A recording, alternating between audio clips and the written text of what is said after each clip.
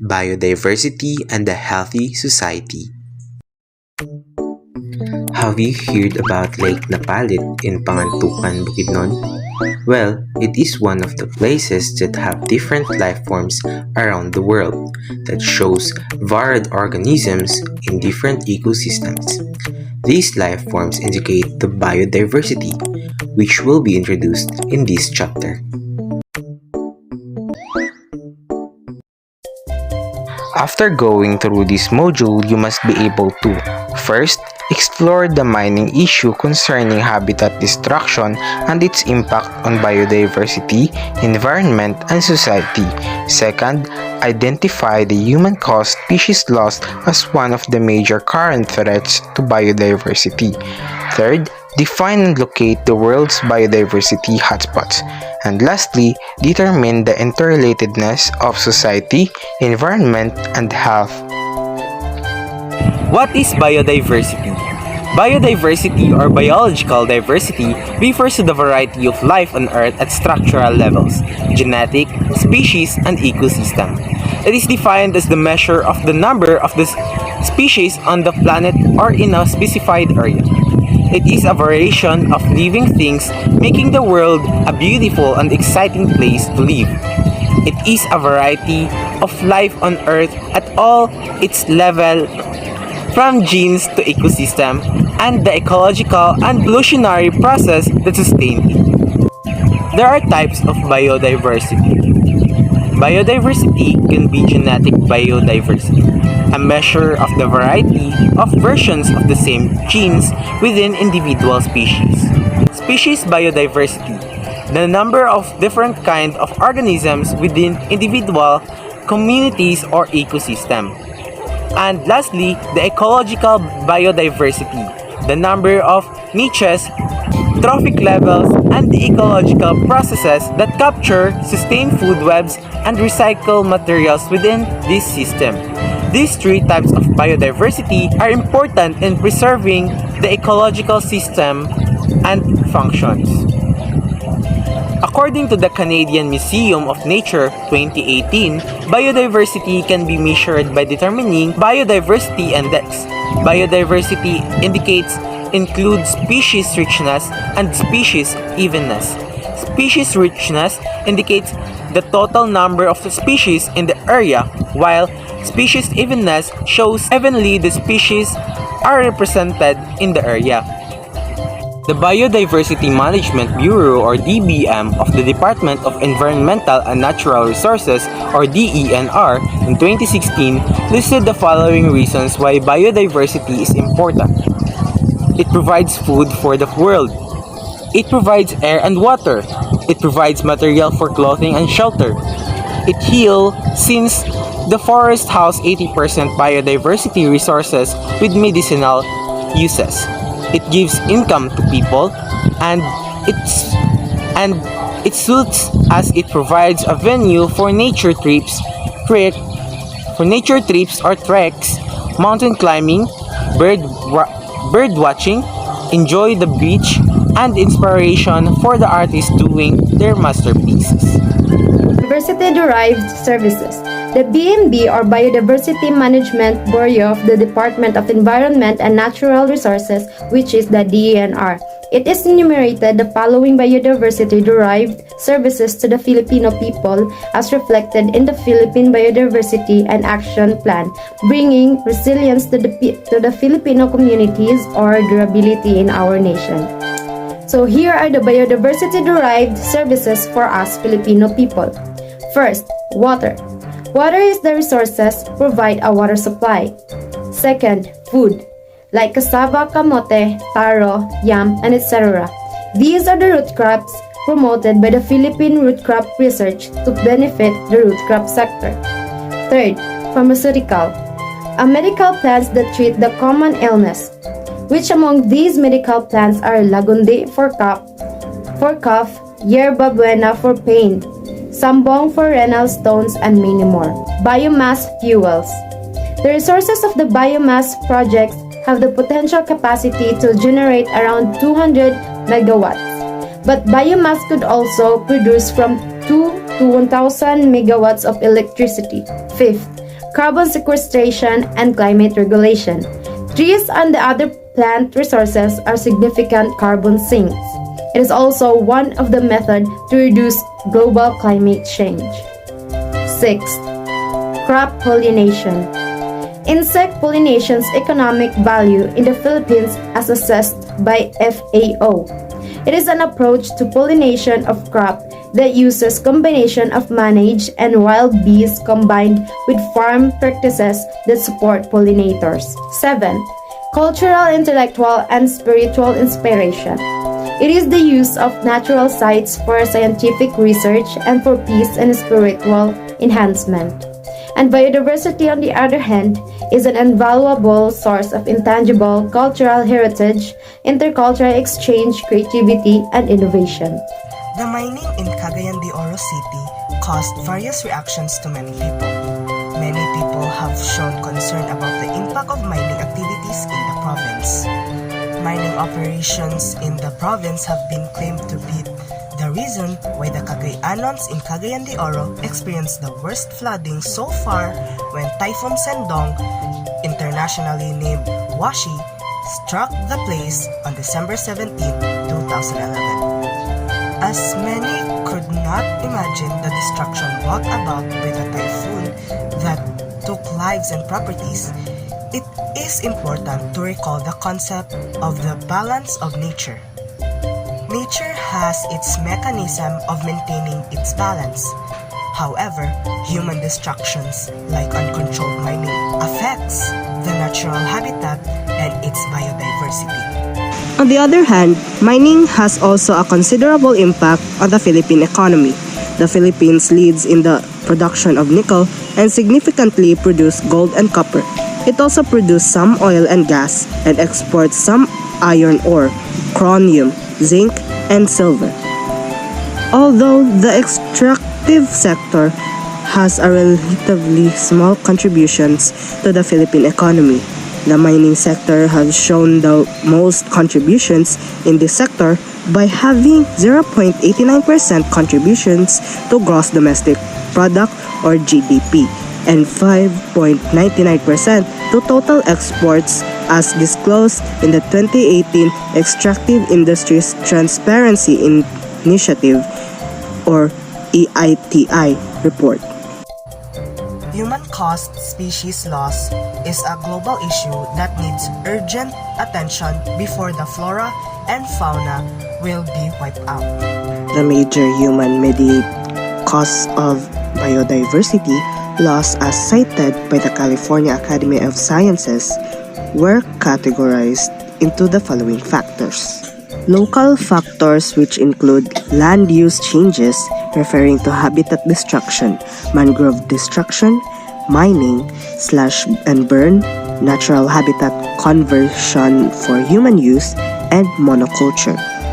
Second is pollution, referring to waterborne pollutants from leaching, nitrogen fertilizer use, chemicals from factories, human wastes, noise pollution, light pollution, and sonar pollution. Resource exploitation, referring to killing, poaching, and selling endangered species of plants and animals. We also have the global factor, which include climate change due to greenhouse gases. The threats to biodiversity was described through the acronym HIPPO, proposed by an American biologist, Edward Osborne Wilson. HIPPO stands for Habitat Destruction, Invasive Species, Pollution, Population Growth, and Overharvesting. Species refers to creatures or species that are heavily dependent upon other organisms. One of its examples is the Philippine monkey-eaten eagle, found on the huge Philippine island of Luzon. The ecology will suffer significantly if these species are eliminated. Consequently, the keystone species present in that region will be significantly impacted by the species' natural environment. So next is the world's biodiversity hotspots.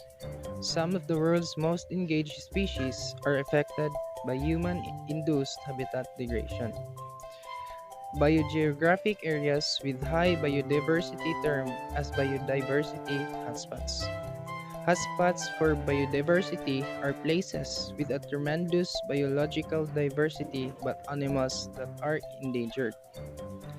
Identification of biodiversity hotspots is based on two categories. First is an area must have at least 1,500 indigenous species of vascular plants. Species that are endemic are those that can be unique to one location and absent from all others. Second, covers at least 70% of its original territory has been destroyed and lost. Currently, there are 36 biodiversity hotspots around the world. Many of these identified hotspots exceed the previously mentioned criteria. The world's biodiversity hotspots include California Floristic Province, Madrian Pine Oak Woodlands, Mesoamerica, Caribbean Islands, Atlantic Forest, Cerrado, Chilean winter rainfall, and etc. A diverse country and a biodiversity hotspot. Our country is ranked in the 10 countries with the largest number of endangered species. As a megadiverse and hotspot country, the Philippines is one of the top priority hotspots for global conservation.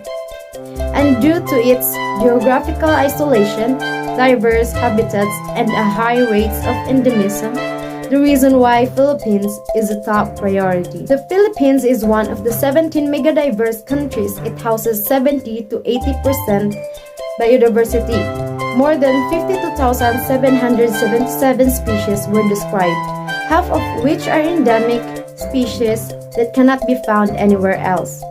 However, the biological richness of this country has not escaped from the threats that brought about humans, resulting in the decrease or loss of biodiversity, which the Philippines also containing about 2 to 3 of the Earth's biodiversity and between 70% and 80% of the world's plant and animal species.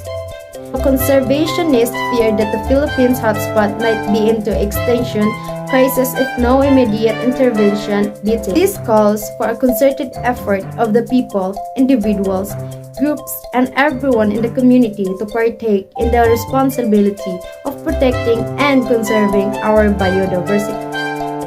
The Philippines imposed policies in conserving biodiversity. These policies and Republic Acts serve as the pillars of preserving and conserving the biodiversity for the good of the present and future generations.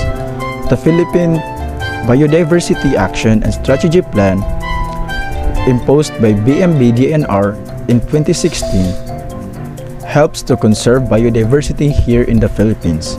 Here are some of the policies that support the conservation of the biodiversity here in the Philippines.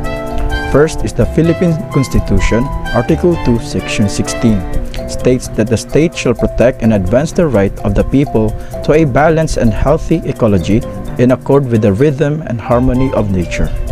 Second, Philippine Constitution, Article 12, Section 5, states that the state shall protect the rights of the indigenous people to ensure their economic, social, and cultural well-being. Third, National Integrated Protected Area System Act of 1992, Republic Act 7586, also known as NIPAS, provides the legal framework for the establishment and management of protected areas in the Philippines, with DENR as the responsible agency. Fourth, Wildlife Resources Conservation and Protection Act of 2001 aims to conserve and protect wildlife species and their habitats for sustainability. Fifth, Fisheries Code of 1998 states that it shall be unlawful for any person to exploit, occupy, produce, breed, or culture fish, fry or fingerlings of any fishery species or fishery products, or construct and operate fish corrals, fish traps, fish pens, and fish cages or fish ponds without a license, lease, or permit. Sixth, Philippine Mining Act of 1995 states that all mineral resources in public and private lands within the territory and the exclusive economic zone, also known as EEZ, of the Republic of the Philippines are owned by the state. The state shall be held responsible to promote their rational exploration, utilization, development, and conservation through with the combined efforts of the government agencies. Seventh, institutionalizing and implementing reforms in the Philippines mining sector. Executive Order 79 Series of 2012 produced a restricted zone which states that application of the mineral contracts, concessions, and agreements shall not be allowed in the following areas. Areas enumerated in the Republic Act 7942, Section 19. Protected areas categorized and established by the NIPAs under Republic Act 7586. Prime agricultural lands covered by the Republic Act 6657. Tourism development areas identified in the National Tourism Development Plan. And lastly, other critical areas, island ecosystems, and areas that might be affected by mining. Last, National Policy Agenda on Revitalizing Mining in the Philippines, Executive Order 270, Series of 2004, recognizes the remediation and rehabilitation of abandoned mines shall be a top priority to address the negative impacts of mining. And lastly, National Policy Agenda on Revitalizing Mining in the Philippines, Executive Order 270, Series of 2004, recognizes the remediation and rehabilitation of abandoned mines shall be a top priority to address the negative impacts of mining.